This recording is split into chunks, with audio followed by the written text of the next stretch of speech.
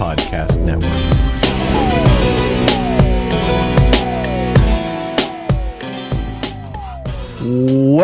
Welcome in. That's our groovy new intro. We are the Believe in Georgia Dawgs podcast on the Believe Podcast Network. And judging that reaction from my man Israel Troupe. Wait a minute. By short, you mean none whatsoever. Yeah, it's short. It's short. You got me with that one. Yeah, we get right into it, man.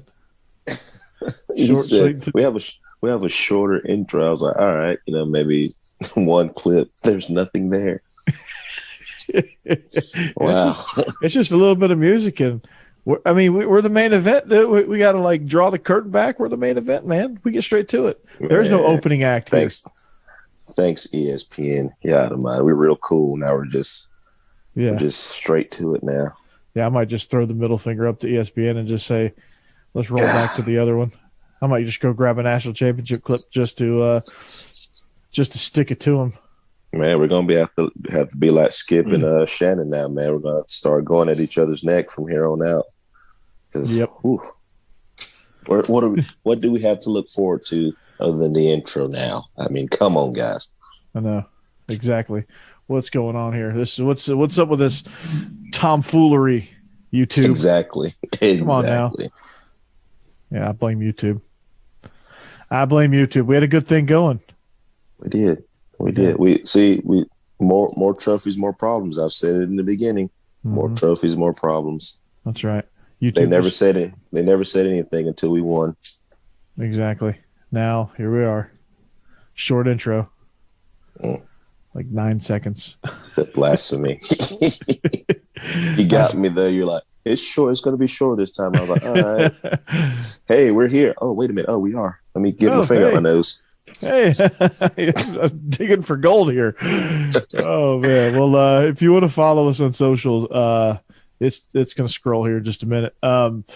We at TroopStar28, at Coach Burton36 on Twitter, Burton.Corey on Instagram, the same one for Israel on Instagram, at Believe in Dawgs if you want to follow the show, YouTube, Facebook, Twitter, all of that. We go live, so it is all good. You can find us just about anywhere else. So we are also brought to you by BetOnline.ag.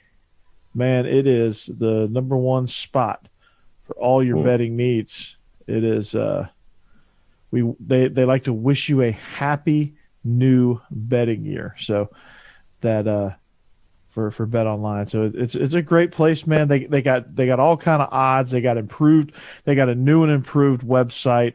So you need to go there or go on your mobile device. Perhaps you get a 50% welcome bonus if you just put in the promo code BELIEVE. That's BLEAV.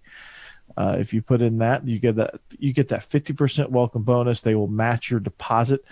It's a beautiful thing, man. And like I said, it is the number one spot for all your betting needs. They have all the casino games. They have now UFC odds and AFC NFC championship odds. If you want to go and bet some props. If you want to bet these two games, turn it into a parlay or do something crazy like I did on week 18. I did a 16-team parlay, which if I would have hit it would have been $91,000. Lost it in the first game. Lost it in the first game. Yeah. That'll do it. Thanks, Broncos. I guess that's what I get for betting on the Broncos, right? For sure. I love the way that the new website's set up. They have so many different ways you can bet now. You can bet the spread over under, what Vegas has it as. I mean, there's just so many different ways you can do it now. And it's really, really enjoyable. You get to see different ways that they've set everything up. So it's really cool. Absolutely. Like I said, new and improved website. I can't wait for the Super Bowl odds to come out. And the not the odds, but the prop bets too. I can't wait to play a couple fun prop bets on that. And I'm sure there's going to be some amazing new offers and things like that, promos for the Super Bowl, and then eventually for March Madness when that rolls around. So make sure you go to BetOnline again. Sign up with the promo code BELIEVE BLEAV for 50% welcome bonus. BetOnline. It's where the game starts. So Israel,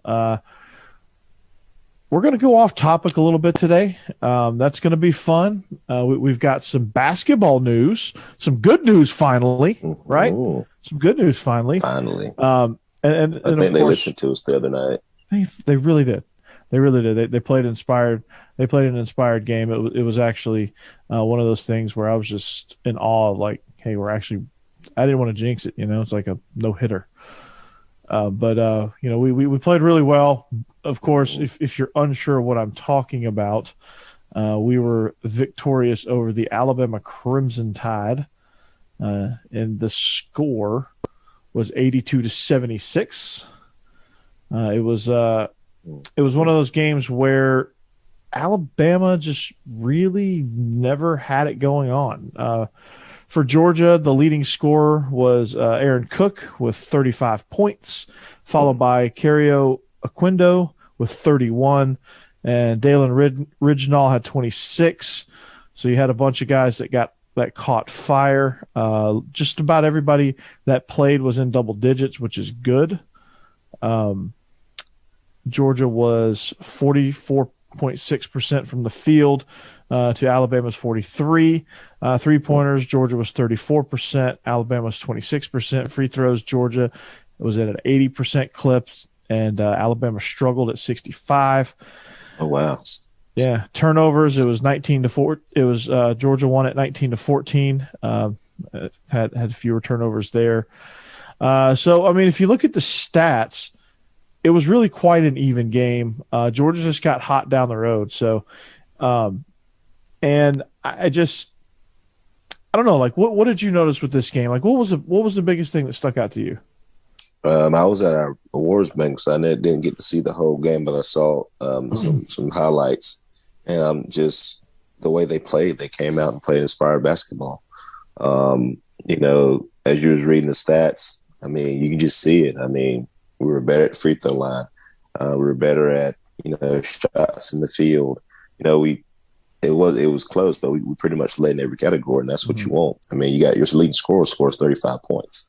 Yeah. I mean, that's awesome. I don't think we've had that all season. No, I don't know what happened. I don't think we've had anybody in our lineup score 35 points combined. Yeah, I don't know what happened. I don't know. But one thing about basketball, same thing goes with football as well. Some nights you're just off, and Alabama was off, and we took advantage of it. But it just seemed, from what I saw, it just seemed that we were just playing better basketball, more team basketball. Hopefully it's not too late, to kind of make a little run here. We'll see. Or we're just going to live on the high and we just beat Alabama. Yeah, we're so feeling we shall good. See. Yeah, we shall see. I hope it sparks something. I don't know. I mean, is Tom Crean the right guy? I don't know at this point, but at 1-6, there's still a ray of hope, and of course you got the SEC tournament as well, and anything can happen there. But what I really liked from this Georgia team is, again, they took the disaster that was the South Carolina game on Saturday, where they gave up a 26-0 run. Yes. To lose that game, which was pitiful. Like, they played pitiful down the stretch. They were ahead of South Carolina the entire game. They were dominating the boards. They were passing. They were actually playing really good basketball. But down the stretch, they fell apart, and they couldn't hit water if they fell off a jet ski. But in this game, it seemed like they kind of took the same approach and actually had a 12-3 run. Coming into the second half, they started the second half off with a 12-3 run that kind of got them going a little bit, and so that's the biggest thing. Like, once you can get yourself going and get a little momentum, it actually, like, basketball's a momentum-driven sport. You go on these runs, like you saw Saturday with Auburn and Kentucky. Kentucky loses Severe Wheeler for probably 5 minutes of game clock, because he took a big shot. Because they still, I don't know if they practice this at Kentucky, but there's these things called screens, and there's these things called there's this thing called communication. I don't know. This might be new to you, Israel. I don't know. You may not know. It's a thing called communication, right? So if you're getting screened, if you're about to get screened, and you're watching this happen, are you going to yell out "screen"? Yeah, Israel, screen. And I usually tell our guys right, or left, so at Mm-hmm. least you know where the screen's coming from. That's just I'm old. Even when I play with my kids in the gym, there's a screen coming. Hey, right. It lets me know that the screen's coming to his right, left is coming to his left. It's real simple. Yeah, and you just stick your hand out there and just work right through it. Yeah. Nope. Severe Wheeler got tattooed like he was going over the middle. Like they were a brick wall. And he did. Boy, did he. And so he goes out, and the game's tight. I think Kentucky was even up by 1 at that point. The game was tight, and then he goes out. Auburn goes on like a 14-0 run, and that game, the complexion of that game just completely changed. So when he came back, it was just there was not much they could do. Auburn already seized the momentum, and they weren't. Once you get that coach to burn that timeout, it's ball game. Yep. A lot of times it's ball game. If you're on a run, he has to burn that timeout. You got him. Yep. Especially if you come out and go on another run right after that. Mm-hmm. Especially when you're at home, your crowd's in a frenzy, and that's what happened in this game. Yeah, I mean in the cold. Yeah, exactly. They camped outside for, but yeah, they're like, it was just another game. No, they didn't camp out for the Georgia game on Tuesday. Okay. Yeah. But, I kind of chalk this up to Alabama. It was a Tuesday game. They had a tough game over the weekend. They've had a tough stretch of games where they haven't been in sync too much. And, this was just all kind of came to a head. The one stat that stood out to me was they were 9 of 34 from three-point land.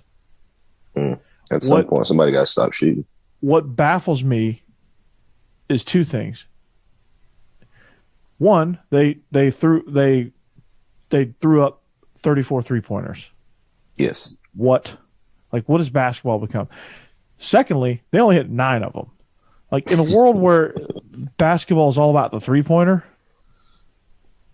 like, that's not good.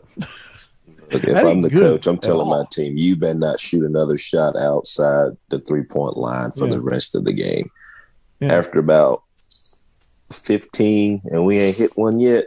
I mean, of course, you kind of got to get in the rhythm and stuff too. So after about the 15th three, I think 15's good.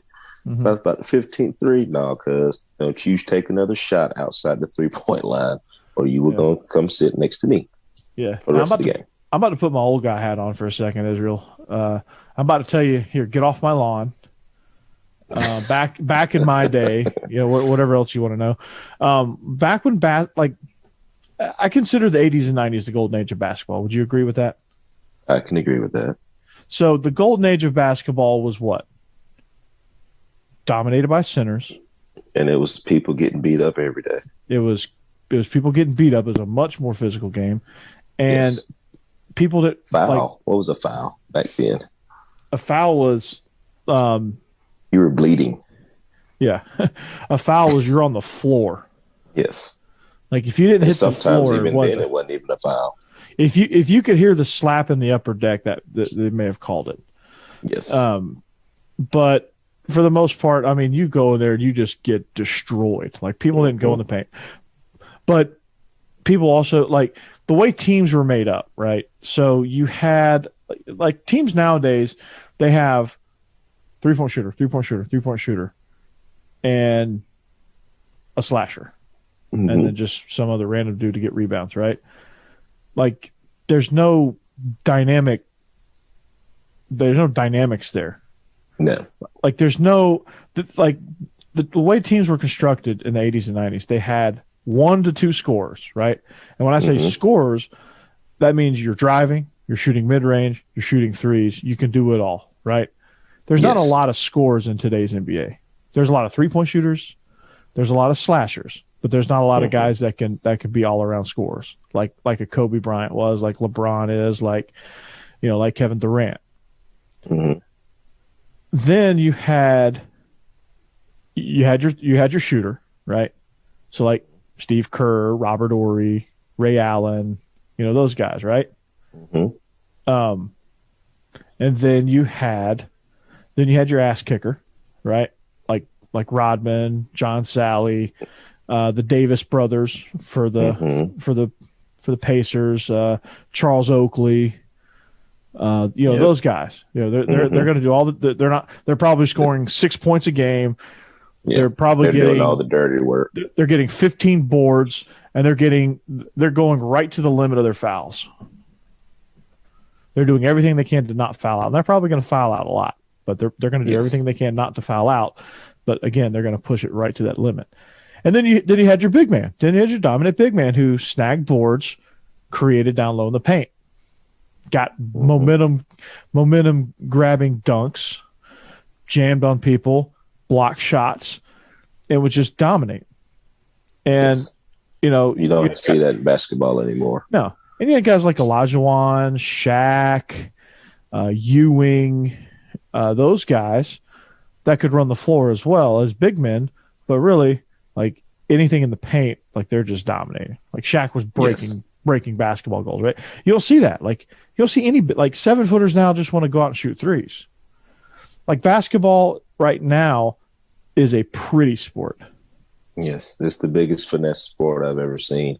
I think Tasha Humphrey was talking about it. Shout out to Tasha, great Georgia women's basketball player in her own right. She was saying just the same thing you're saying. There aren't basketball players anymore. You had your point guard. All he did was handle the rock. Your shooting guard and your small forward were pretty much your scorers. Like if you just look at Pippen and Michael Jordan, your shooting guard and your small forward. That's what they were. Your Charles Grants of the world, your power forwards are no more. Right. Then your center, that was Rodman, Luke Longley, Shaq, Ewing. Olajuwon, Ewing, all those guys. They're non-existent anymore because, like you said, it's a finesse sport. Everybody wants to hit the big shot. Like you got Joel Embiid, who should be a dominant big man, is out there shooting threes and out there trying to drive the lane from the top of the key. Get your ass down on the block and post somebody up and dunk on somebody. You're 7'1".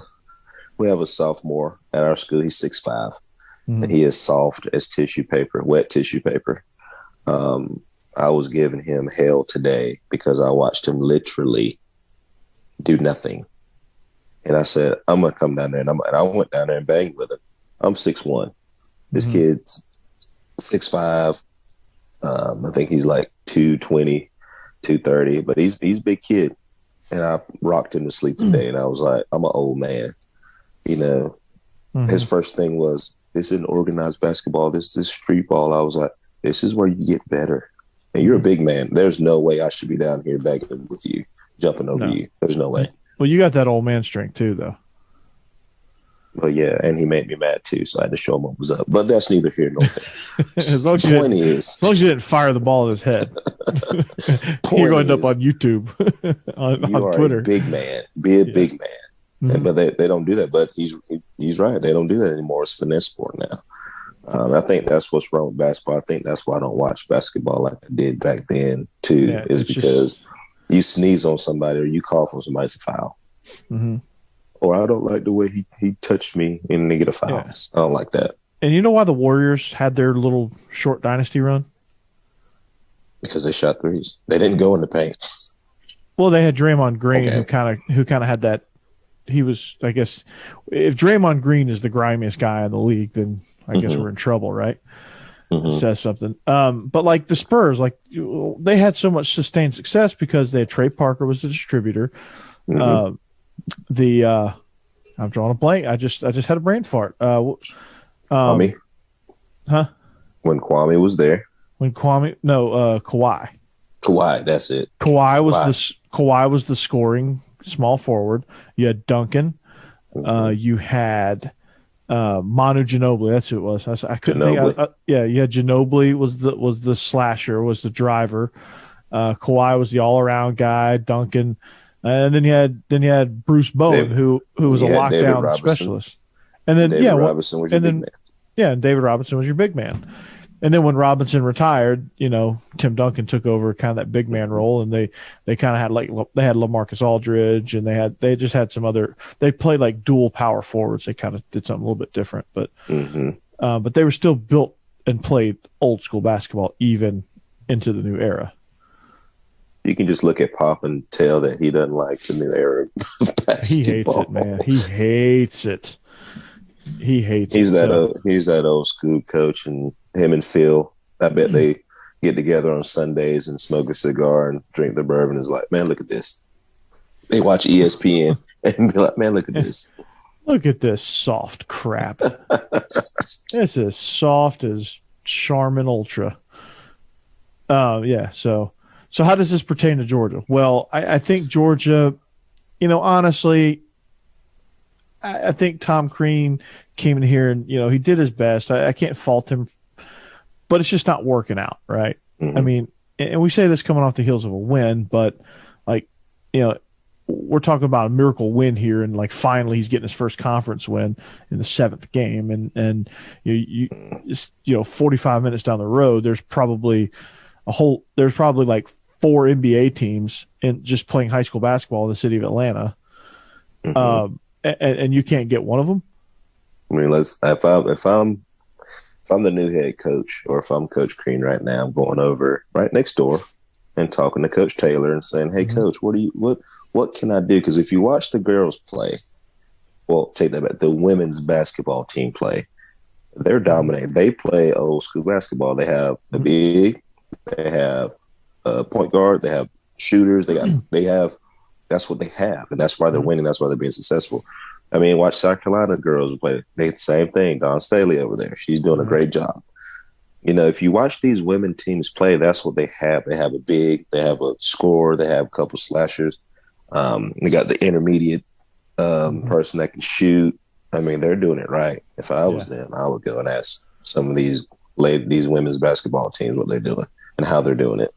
Yeah, I mean, they're the ones that are getting it right. Yes. Because, they're the ones that understand, okay, we can't just shoot threes because Steph Curry's really good at it. Like, Steph Curry cannot carry a team because he can't drive. Why can't he drive? Because he's 4'11". No, he's not really 4'11", but he's small. He would get crushed. So I just think that teams, if basketball wants to see a resurgence, which, I mean, it's the popularity is starting to kind of come back up. That I guess you're starting to get a new uptick in it. But if I'm Tom Crean, which my days are numbered, honestly. But if I'm the new basketball coach, I figure out a way into Atlanta. All right, you have to relate. You have to relate to these players, especially in the transfer portal era, because they'll be gone in a heartbeat, and they'll go right over to your rivals. They ain't transferring from Georgia to University of Washington. They're going right down the road to Auburn, and they're going right up to Kentucky, and they're going, SEC is where it's at. Exactly. And SEC's become we talked about this on SEC After Dark last night. SEC's become a premier conference in basketball, which hasn't always been the case. But, I think Georgia needs to find a mid-major coach that is young, hungry, innovative, and understands the importance of the different roles in basketball. Doesn't try to play this new school 4-guard crap. Relationships. And like you said, young, and relationships. Relationships are the biggest key. If you can just get 5 guys that'll run through a freaking brick wall for you, you're going to be better than 1 in 7 in the conference. Exactly. And that's it. Just playing, like I said, like we said, Beast of the East, just playing hard. We finally saw them play hard, and look what happened. Yeah, they won. They beat a team they shouldn't. Alabama was a top team coming into conference play. Yes, so I mean they're in a maybe moving forward, you never know what might happen. We may get some momentum, might save Coach Crean's job. I don't think he's a bad coach by any means, but no, he's not. He's just not right for Georgia at this point. Results are not showing. They're not showing. I think the transfers are pretty telling for him. I think the mass exodus for him is the telling part to me. I think if you're Josh Brooks, that has to take a toll. That has to be a big, big factor in his evaluation of Tom Crean. And the fact that these new guys come in and the overall product is uninspiring. Yes. I think that's it more than anything, the overall product. You're always going to get people leave because they're quote unquote unhappy, as some people say, but some people just want a different environment to be around. And that's totally fine. But like you said, the mass exodus and the fact that we haven't gotten better. Of course, you lose some of your top people. I understand that. But are you getting better game by game? This is the first game that I've seen us getting better. I feel like we're going backwards up until Tuesday. That's the telling tale. As an AD, I'm looking at, are we getting better each game? Are we developing? Are our kids learning? If that's the case, and we just don't have the talent right now, that's a different story. Mm-hmm. But we're not getting better, and that's the problem. But then again, on the flip side of that, Israel, we're the University of Georgia. There better be talent. Don't tell me you can't find talent. We're the University of Georgia. We're good. Right now, we're good at everything. Baseball's number 16 preseason poll. The women are freaking dominating. Like, don't tell me you can't recruit basketball. The women are absolutely destroying. The only team they're not better than right now is South Carolina. And there ain't nobody else too much better. South Carolina is top in the country. So that's not a bad person to be. That's not a bad team to be trailing. But don't tell me basketball can't be played at Georgia, because it absolutely can. And you have to show that, hey, I can go and recruit these kids out of Atlanta and do something. You had Anthony Edwards. Mm-hmm. What did you do? Nothing. You had Severe Wheeler and Katie Johnson on the same team. They're killing it in their destinations.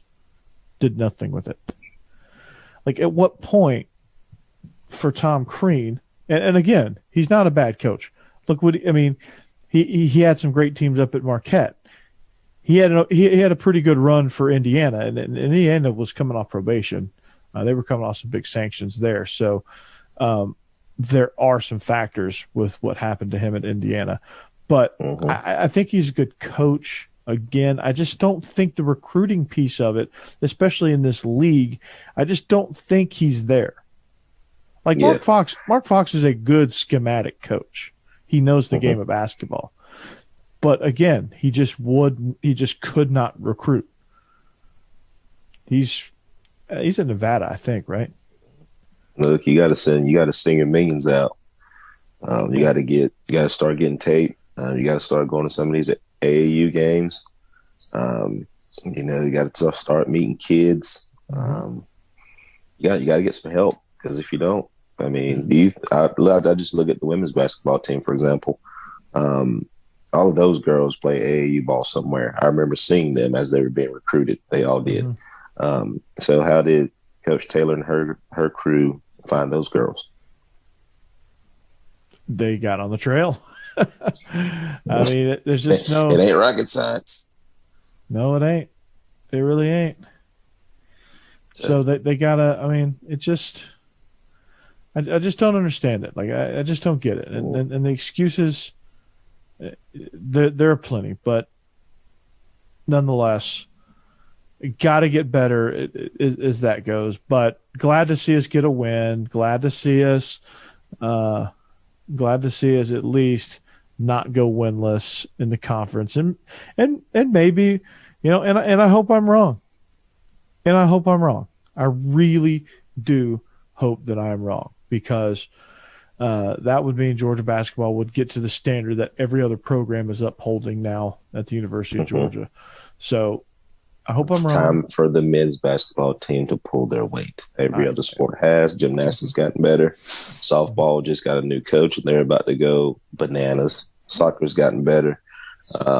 Baseball's ranked in the top 20 for the first time in a long time, and they're continuously getting better. Mm-hmm. So, it's about time for the men's basketball program to get it together. We just won national championship, which is also going to bring a little bit more excitement to all the programs. So, it's time. It's time. It's time. Well, last week when we saw you, we were talking about Jermaine Burton. We were talking about, the impact of that and the backlash of that. and that got a lot of attention. So I want this to get even more attention. Kyrus Jackson is coming back.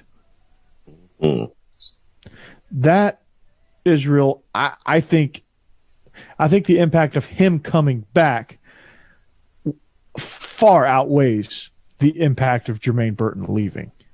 For sure. And I tweeted this to I tweeted to. Who am I thinking about? Anyways, I tweeted it out that with Kyrus coming back, that just shows you that the culture and everything is fine. I mean, you get a kid who was hurt, came back, a consistent punt returner for us, even through injury. Could have gone, if he wanted to, could have transferred. He decides to come back. It just shows you that there's nothing wrong with the program. No, and that also reaffirms what we said earlier.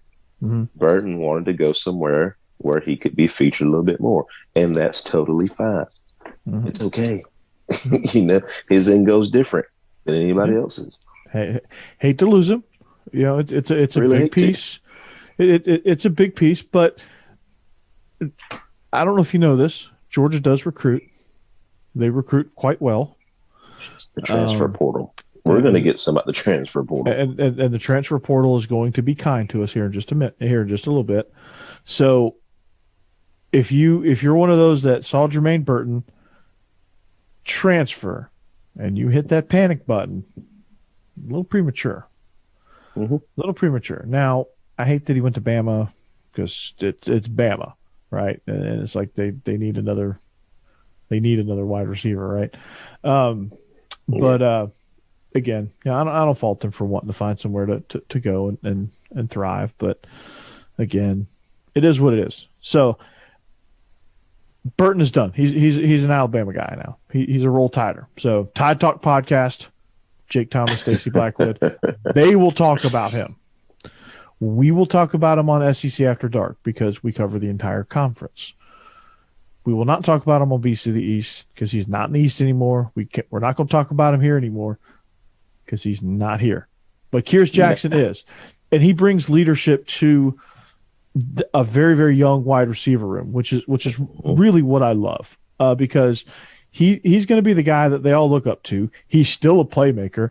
He's going to be that much more healthy because he spent all last season trying to get back to 100%. But his injury did not allow him to bounce back that fast. Same with Pickens. Pickens was not 100%, not even close, probably. That's why he probably wasn't as much of a factor as he probably could have and should have been in the playoffs. We knew that, but the threat of having him out there is valuable. And if he's cleared, why not? Why not give it a shot, right? But Kyrus coming back I think is going to help solidify his spot in Dog Nation. I think it's going to help him in the draft because he can do things from the slot. He can do things from the outside. He does things in the kick return, punt return avenue. I think he's going to have a chance to be fully healthy and showcase his skills and lead a room that desperately needs veteran leadership. A.D. Mitchell is going to be a true sophomore, but he's still young. He's still very, very young. And then you're going to have all these new guys. Arian Smith doesn't have a whole lot of playing time because of injury. He's going to need some guidance. Marcus Rosemy-Jackson, he's going to need some guidance, right? These guys are going to need some guidance as they all kind of get healthy at the same time. So we will be just fine. And, of course, inevitably when the new guy from the transfer portal comes in, whoever that is, they're going to need some guidance too. Yes, I think about it. The guy to do it. I think about when I went to Georgia, you had Muhammad Massaquoi, Kenneth Harris, D'Amico Goodman, T.J. Gartrell, Sean Bailey. All those guys were the older group. So they were able to teach us things, teach me things when I got there. Now just imagine if all those guys weren't there. You got a room, me, Tavares King, Rentavious Wooten, Marlon Brown. The ball carrier, he may go. Yes. So, I mean, you got all of us in there. Michael Bend, all of us are in there after a while. Without the guidance of those guys before us, I mean, we'd be lost. Right. And I think it's great, even if it's just one guy, with Jackson coming back. I mean, I think that's great. I think AD is going to be great. Ladd McConkey is going to be great, but they're still young. Mm-hmm. Aaron Smith's coming back. We got a couple that we're fixing to pick up. Eric Gilbert, I think comes back. I think Eric Gilbert's going to come back.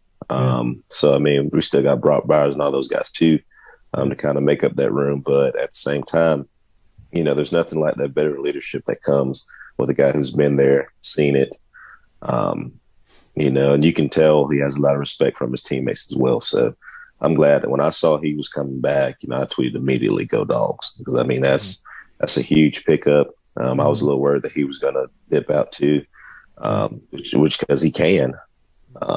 He's already graduated, so I mean I'm not mad at him, and I'm really, really glad that he's back to lead this wide receiver room. Whoever the new receiver coach may be is going to need some help. I'm hearing it. We all know that receivers are the most emotional players on the football field. DBs have to be. They're a close second. We are some very, very hard people to deal with. Mm-hmm. I say Brian we because I'm one of them. Yeah, you are one of them. You're a diva. I am at times. Yeah. As you drink your Mr. Pibb. Mm-hmm. They still make that stuff? Man, I hadn't had a soda in so long, and it's delicious right now. You're on a no soda diet? Is that what I hear? Yeah, I drink Mountain Dew during the season, and I never drink soda again as soon as football season is over with. But my mom ordered a case, and it's still sitting in my garage. So I said, I'm going to go crack one of these open. And it's so good. My wife tells me I have to lay off the sodas. I'm the opposite, and I'm like cranking them down. Although I did drink almost a gallon of water today too, so that's good. Ooh, check you out. Exactly. So, but I heard Brian Mcclendon's going to be the new guy. That's what I've been hearing too. I think that's a great pickup as well. He gets to come home. Pickup. And I hope whatever differences he and Kirby had, they'll put him aside. They were mad at each other. They had beef. They had a little beef, I think. I don't think Mcclendon appreciated how Kirby was. I think it was more on Mcclendon's end. I don't think he appreciated how Kirby was, I guess, talking about Georgia and him and all that stuff. There was back when Kirby got hired, I think there was some ill will there, I think. I was about to say, because Kirby was coaching when that 2005 year, right? When BMAC was there. He was a player. Yeah. I think it happened after that while Kirby was at Bama. I got you. I think it was when Kirby was at Bama. They were, you know how Kirby is with his recruiting. Hey, man. Yeah. Guess it's a competition. Recruiting is a competition as well. He kind of took it personally, from what I heard. But obviously that is long gone. That's in the review, which is good. Because Mcclendon is a phenomenal dude. I was there when he became a GA, 06, 07. I was starting to leave. I was a recruiting assistant there. The 07 year, when TK and Brandon Boykin and those guys were being recruited, I was there that year. I remember picking up TK from the airport, or not the airport because he didn't fly in, but I remember, during games, I would talk to all the guys on the sideline and just kind of meander through. I did most of the film stuff for the recruiting, but I remember on game days it was kind of all hands on deck for official visits and stuff. So I'd pick people up from the airport. I would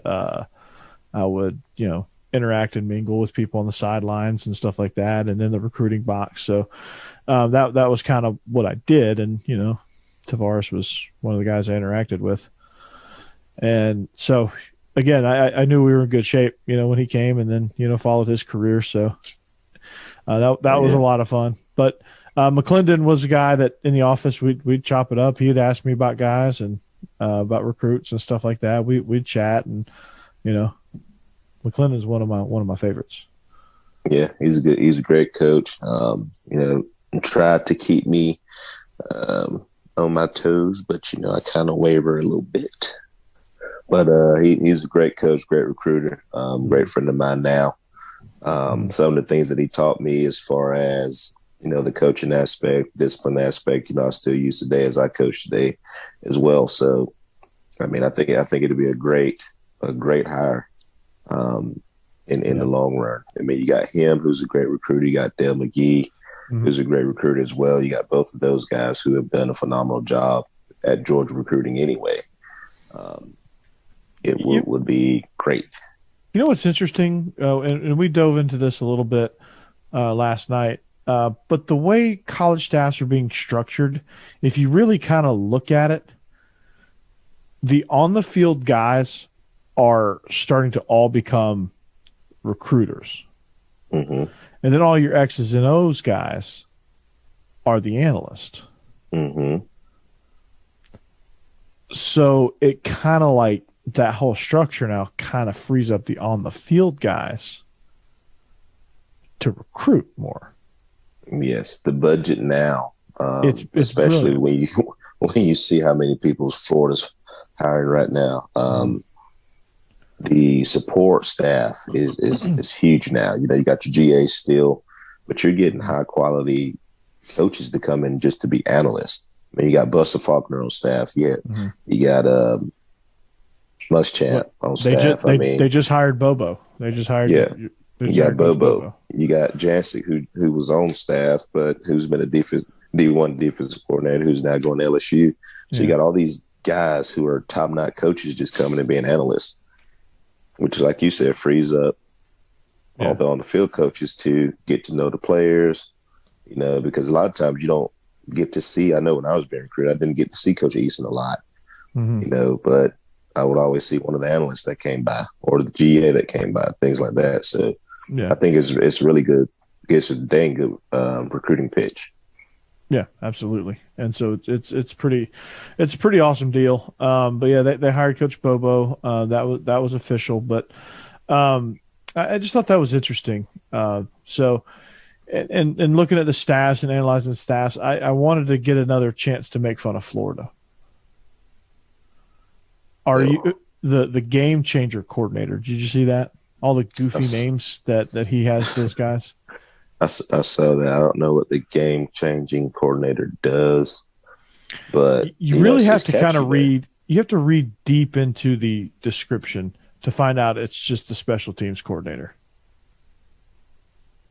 Oh, I never would have guessed that. I thought it was like the dude who gets the chain or like the belt or the shoulder pads and puts it on. That's what I thought it was. Like for Butch Jones, the guy that held up the trash can the whole time. Yeah, I thought it was that guy. Like that's what it comes off as, right? But no, it's just a special teams guy. I mean, I get it. You're trying to be fun, but like that's just cheesy, right? Game changing coordinator. Okay, now I see it. Now, okay, I got you. Like you're special teams can change the game. They can't. But you're Florida. You don't have to do stuff like that. Hey, he's trying something different. He's. I know. He's thinking outside the box, and I like it. Get off my lawn. Get off my lawn. It's cheesy. Get off my lawn. I don't know. It's just because it's Florida. It's cheesy, right? If now Kirby's going to do it, I'm going to sit here with my foot in my mouth. But I don't know. I just think it's cheesy. But whatever works for them. If they start winning, shit, name them whatever the hell you want to name them. Name them. There you go.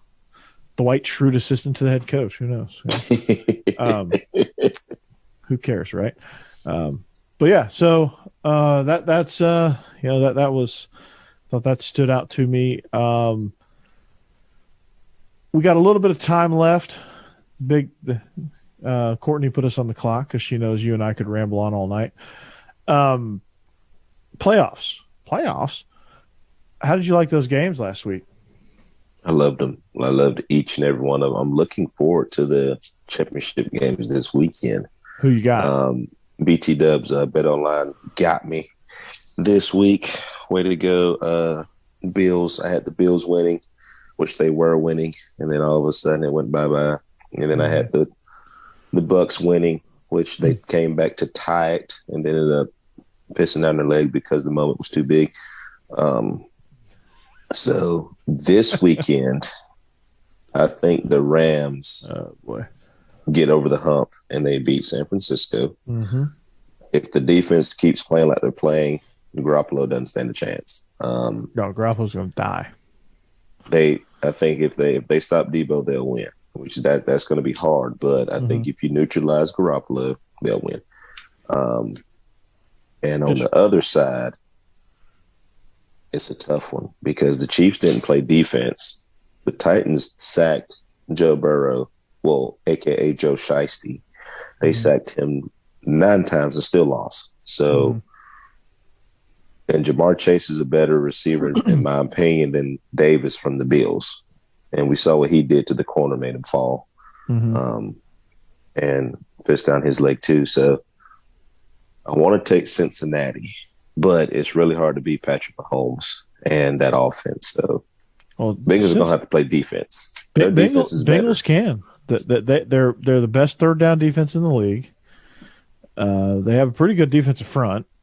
Obviously, it's hard to play. It's hard to play in the secondary in the NFL, just in general.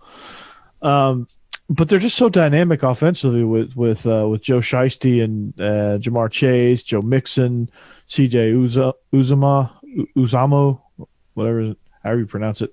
I like the Bengals. Yeah, that guy. I like the Bengals. I mean, I really do. We can't discount T. Higgins, actually. Yeah, we can't discount T. Higgins either. Like, he's the number 2. He was drafted to be the number 1. Now he's the number 2. That tells you where they're at. And I love Patrick Mahomes as much as the next guy. I think he's a great quarterback. He's elite. Travis Kelce, elite. Tyreek Hill, Mecole Hardman, elite speed. But that defense is suspect, and they haven't. They couldn't stop Gabriel Davis. They couldn't stop Stephon Diggs, Dawson Knox, Devin Singletary. Like Beasley. They had a hard time with Buffalo's offense, which is really good in its own right, but a lot of it is scheme and creativity with those guys. With Brian Daboll, there's a ton of talent. I mean, Zach Taylor is a bright mind in and of himself. God, I can't talk.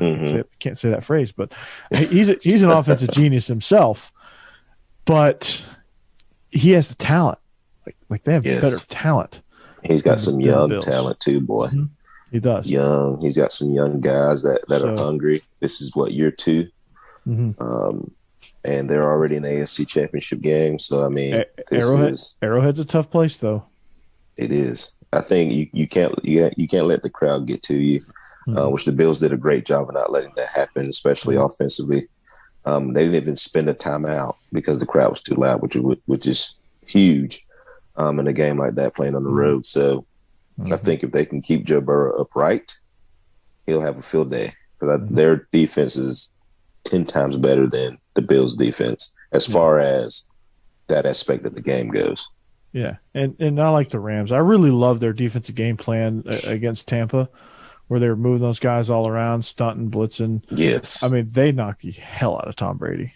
But we can't – the one thing about the Rams is once you get up, you got to stay up. I think they got up and they felt comfortable. Same with the 49ers. They're both the same team in that regard. Once you get up, you get comfortable.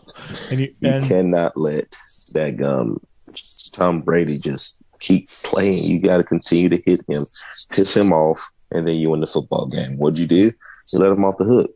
He kept letting him off the hook. Can't turn the ball over. And the good news for San Francisco is Dak and Jimmy G are the same dude. So they let Dak off the hook, and Dak let them off the hook. So the Rams aren't going to do that. One thing about it, the Jimmy G, he just can't do it. He's not good enough to make the same mistakes and actually come back with the football game. If the Rams go up 27-3, they're going to win 27-3 because he can't lead them down the field. Brady can. He's not that dude. He is not that dude, and that's You're not why the guy, pal. You're not the guy, and that's why they drafted Trey Lance. You're not the guy, Jimmy G. Yeah, you can tell because they keep giving the ball to Debo Samuel and everybody else. Debo was the guy. Debo was that guy. Jimmy G ain't. And I like Kyle Shanahan, but he's going to have to. I love Kyle Shanahan. I love the way that he's using the 13 personnel, 12 personnel look. I mean, I love the way he's running counter front side, but making it look like he's going backside. I love everything about it. So creative, like him and LaFleur, McVay. Those guys are. I love those guys. Those guys. Even though he looks like he smokes a pack of Newports and just drink coffee every day now, and surfs for fun. Yes, with the flat bill, I love it. I love the look. Yeah, I do too. It's cool. And McVay's got his own swag, and so does Matt LaFleur, who's no longer in the playoffs. But I like the Rams. I want the Rams to win. I think they're due. I think Rams Bengals would be an awesome Super Bowl. That's what I'm going to predict, even though Arrowhead's a tough place to play. That's the Super Bowl that I want, is Rams Bengals. And then after that, I don't care who wins. Because this is going to be a battle of two great quarterbacks, two great defenses. I mean, it's going to be pretty even. Yeah. It'll be even. Guys are even across the board. Yep. You got Kupp, Beckham. I mean, you got Beckham, Chase. Van Jefferson. You got Chase, Higgins. I forget who their number 3 is, but he's pretty great. Good. You got Mixon, Sonny Michel, and Florida State. What's Cam Akers. Cam Akers, that's it. Bengals have the advantage in the run game, but it's going to be very even. That's what I like. I want to see a game like that. Yeah, and then 2 great defenses. Leonard Floyd coming off the edge, Von Miller coming off the other edge, Aaron Donald up the middle, and then they'll twist them. And then they'll put Aaron Donald as the wide 5 technique and rush him off the edge. So it's pretty good. Well, our timer went off a long time ago. We're into overtime. We're going to flip a coin, Courtney, see who wins this one. No. So we are this was a fun deal. We diagnosed some basketball, right? We gave you the winning formula, Israel, didn't we? We did. So maybe they'll listen to us again, and maybe they'll win on Saturday or Sunday whenever they play. 2 football coaches gave you the winning formula for a basketball team. Is that bad? I think it's that good. Is kind of bad. I think it works for everybody. It works though. It works for me. It works for me, right? And if you use it, great. You don't have to give me credit. But anyway, you can find us. It is scrolling now down on the bottom. You can find us Twitter, IG, Facebook Live, YouTube, all of that stuff. It's scrolling down below. Find us, subscribe, comment, follow, all of that stuff. If you really want to go to Twitter follow, just look directly beside me over here. This guy, Israel Troupe. He's I'm funny every once in a while. He got in some pretty good battles here lately. I did. Just trying to calm these Georgia fans down, man. We're so like we just won a national championship and we still have our panties in a bunch. It's ridiculous. It's a lot of excitement, but we gotta simmer down. Everybody just simmer down. Simmer down. So that being said, we are the Believe in Georgia Dogs podcast on the Believe Podcast Network, also coming at you on Brinks TV. We're presented by betonline.ag. We wish you a very good weekend. Hopefully you enjoy the NFL games this weekend. Hopefully Georgia comes away with the win on the hardwood, men and women. And we hope everything goes well. We hope you have a great weekend, and we'll see you back here next week. And we will talk about it all. Signing day is next week, so we'll talk a little bit about that as well. So enjoy yourselves, and we'll see you back here next week. Go Dogs. Go Dogs. This is the Georgia Dogs podcast on the